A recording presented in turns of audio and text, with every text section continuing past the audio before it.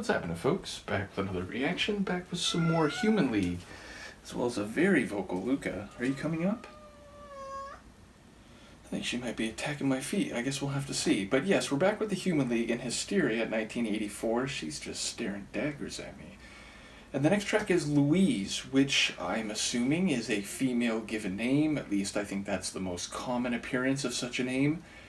In that regard, I would expect it to be about, or maybe even from the perspective of a woman named Louise, maybe more the former, maybe more likely to be about someone named Louise.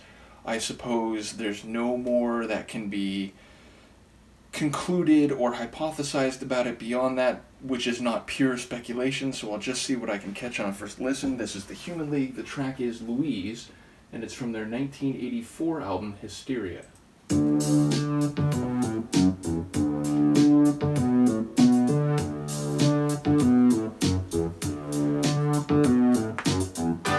When he saw her getting off the bus, it seemed to wipe away the years. Her face was older, just a little rough, but her eyes were still so clear. He drank his coffee and he hurried out across before she walked away. Then he approached her like a little child, too scared for what he had to say. Hello, Louise, remember me? Now should we part or stay a while, as if we were still lovers?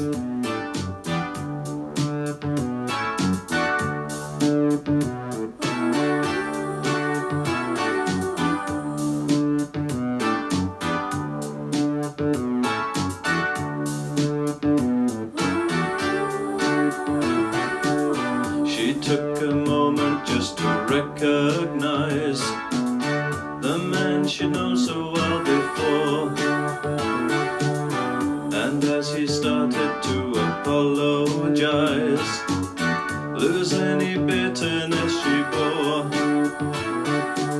she gently put her finger on his lips to let him know she understood. And with her suitcase standing on the floor, embraced him like a lover would. He told Louise, you look so good,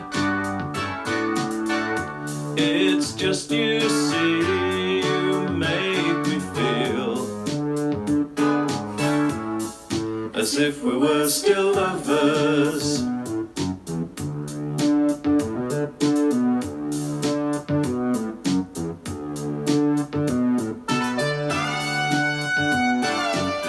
I felt like it needed something sonically. Would you stop? Stop.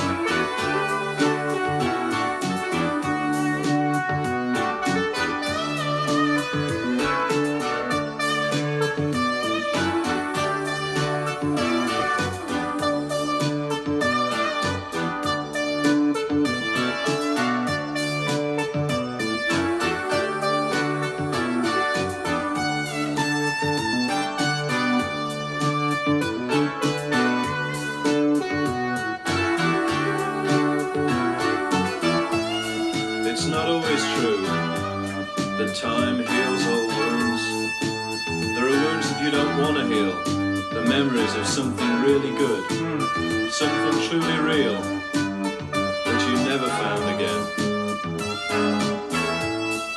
As if we were still lovers. And though they talked for just a little time before she said she had to go, he saw the meeting as a tiny sign that told him all he had to know. And so Louise, away from the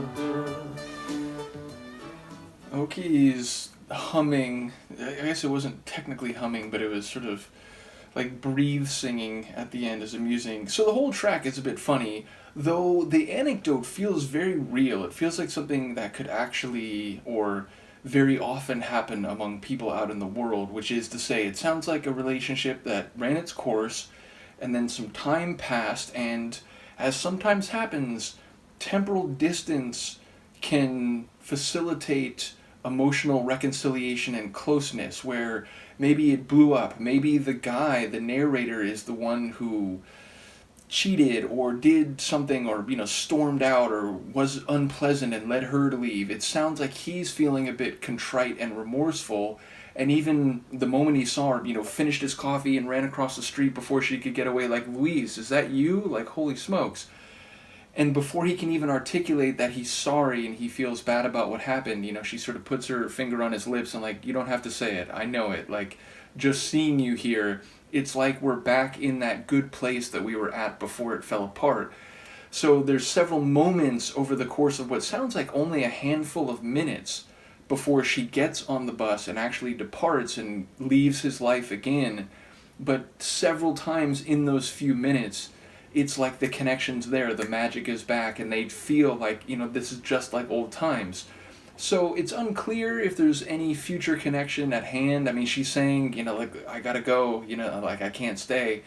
So it doesn't sound like maybe there's gonna be some reunion or renaissance of their earlier relationship, but at least they're coming to terms with what happened, and they're basically being vulnerable to each other again in a way that they both are feeling is a bit nostalgic and pleasant, and can perhaps finally put to bed whatever negativity or problem led to them splitting in the first place. So it's a bit of happenstance, a bit of bumping into someone in public.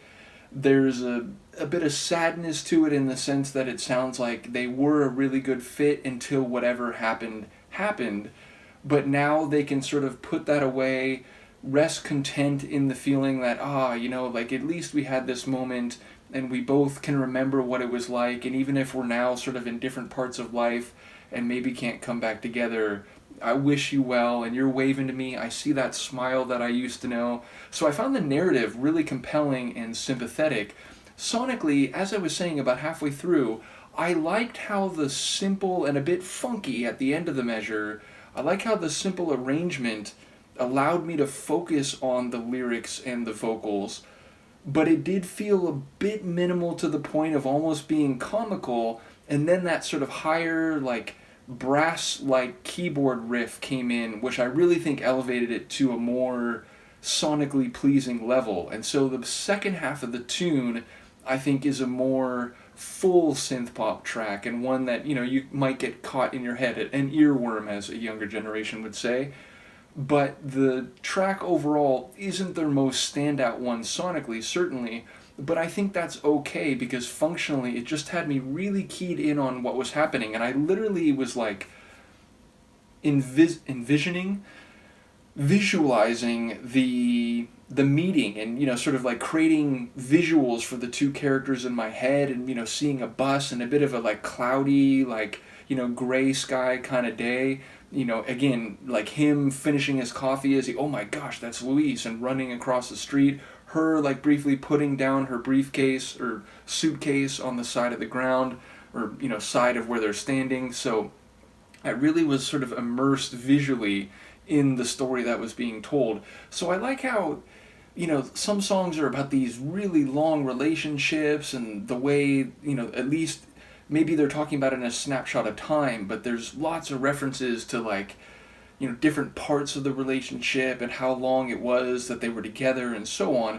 This one, by implication, it's doing that, but it's just this tiny little moment of time, but there's so much emotion in that particular moment. So a quirky little tune, especially sonically, but one that I do find compelling, and I find it an interesting bit of writing, like storytelling in song lyrics. So yeah, shout out to Oki, shout out to, again, the different second version of this second edition of the band, which is to say, like, at first, once the original Human League split, there was a bit of a, carryover, I think, with some of the Sonics, and then ultimately, having a big hit with the Don't You Want Me. Like, it feels like this is now sort of, going off in a further afield direction, not in a bad way, but this is, very different from the earlier Human League, and even different from the, like, reformed Human League after the female voices came in. So it feels very much like its own kettle of fish relative to what I've heard from the earlier Human League and from the Heaven 17 material. So yeah, it'll be interesting to go through this album. Again, the Human League that I knew going into this was only the stuff that Oki was making right after they split. I never heard the earlier Human League stuff until I began this deep dive, and then, the little bits that I did hear going back to my youth in the 80s was slightly before this. So everything, beyond this point is unknown, and it does feel like it's, again, sort of heading in its own direction a little bit more. So in any case, I'll be curious to go through it. Shout out to Han Solo for sharing all the Human League material and the Heaven 17 stuff, and I will see you in the Sleepy Luca next time. Peace.